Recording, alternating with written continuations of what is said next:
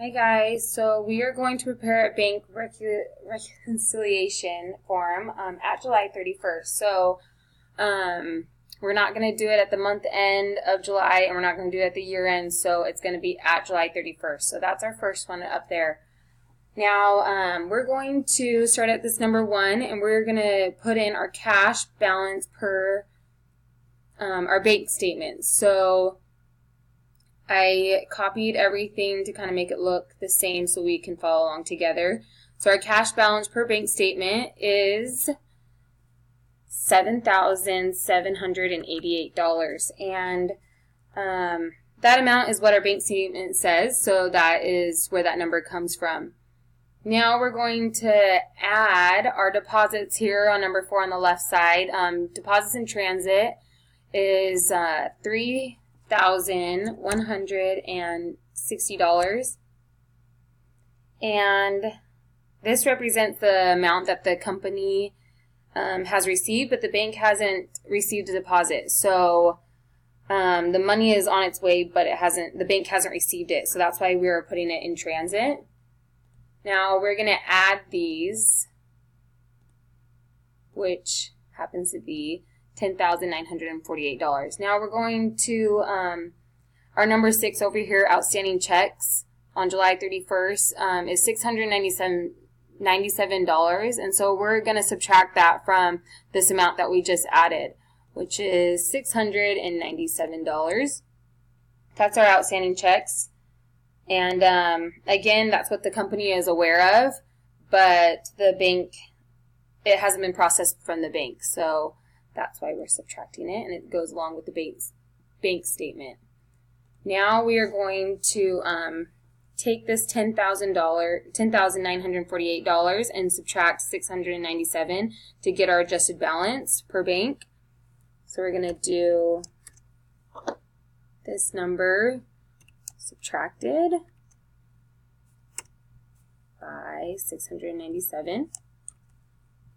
And it comes out to $10,251. Now we're going to do our cash balance per books. And so we're going to start here on this number 3, cash balance per books. It says that we started with $7,824. So $7,824. We're going to add electric funds, which was transferred and received, which is here on our number 5. So $2,476 was collected in July by the bank through electric funds transferred. So we're going to add $2,476. And same thing that we did up top, we're going to add those, which we get $10,300. Now we have a bank service charge that wasn't recorded by the depositor, which was $49. So we're going to subtract that from our books, which was $49. So we're going to do 10,300, subtract it, minus $49, which is $10,251. And if you notice, these numbers match up, so that means we're good. If you guys want to take a look at mine, this is what it looks like finished up. Now, for part 2, we just have to make a journal entry of all the adjustments that we just made. So on July 31st, we have to record the electric funds transfer received by the bank. So we are going to cash $2,476, and that's where we got way up here from our electric funds that were transferred.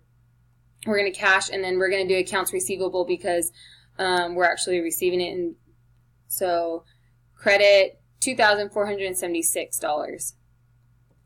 Now, also on July 31st, remember